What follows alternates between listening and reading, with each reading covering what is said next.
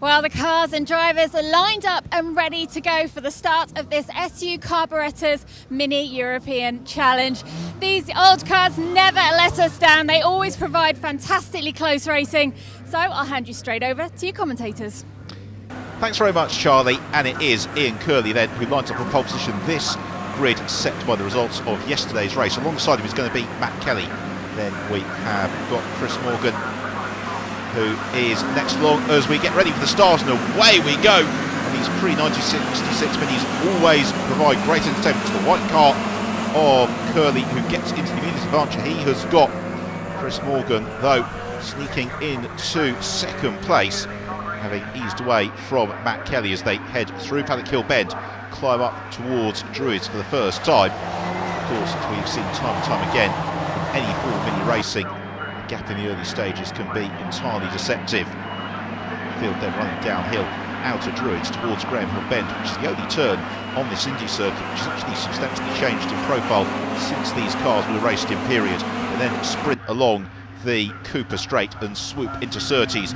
Curley's got the red car of Morgan behind him. Then it's Matt Kelly, former star of the MGF Challenge, and then John Milicevic, a very well-known Formula Junior racer, just in behind him.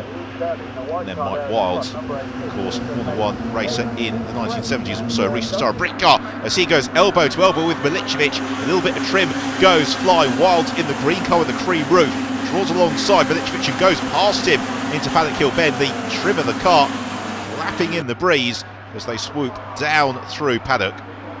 And then the climb up Hailwood Hill into Druids. With Wilds looking a bit to the inside of Matt Kelly, as we have got a little bit of a sort out, and it is Kelly now who is at the front of the field. Morgan up into second place.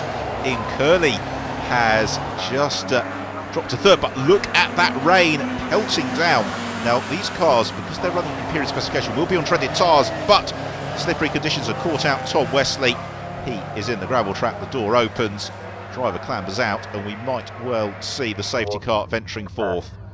Indeed we do. So the safety car bunches the field, the weather getting no better. It's going to be very precarious as and when we do get back underway. I think that is going to be very, very shortly. Indeed it is. The lights out on the safety car. The safety car peels into the pit lane, and so it's going to be the responsibility of Matt Kelly to pace the field. He almost flicks the car sideways through Clark Curve as away we go. The field heading along the Bradham Straight, but the first time on the brakes into Paddock Hill Bend is going to be something of a voyage of adventure. Here they come now then.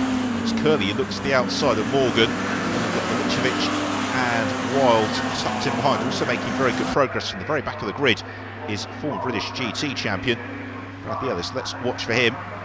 Wipers a go-go for Kelly as Curley looks to the inside of Morgan. Milicevic sneaking to the inside as well. That is Bradley Ellis, who's right up there in number 76. It's another of the light green and cream-roofed cars. There's Ellis around the outside of Milicevic as he sets off in pursuit of Chris Morgan. Short run along the Cooper Straight and then slinging it into Surtees.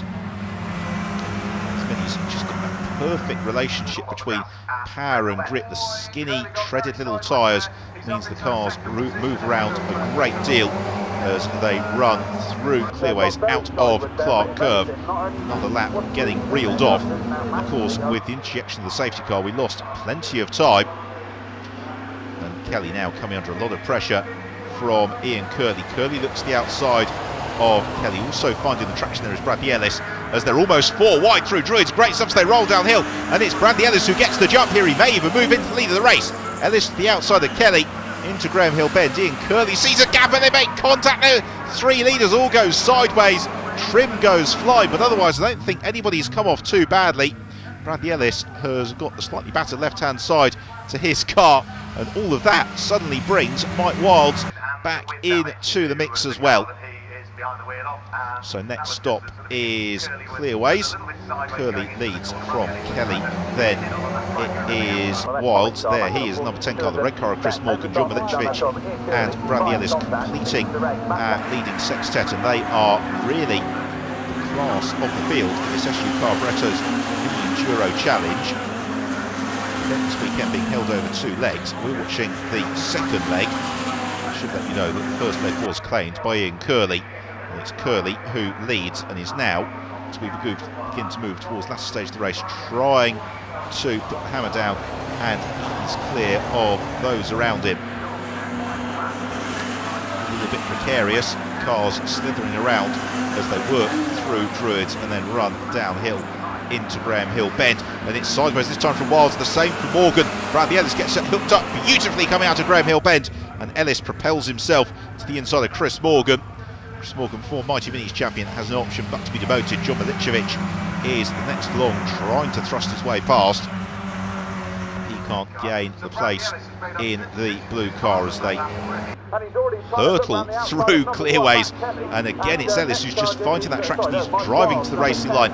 He and Mike Wilds have got the trim flapping in tandem as they run along the Bramham Straight on towards the braking zone at Paddock Hill Bend. Who is feeling bravest, who's finding the grip as well. Ellis brakes very, very late, goes right to the edge of Pelican. That's where you will find the grip, all the grit and muck. So Bradley is up into third. His next target is Matt Kelly.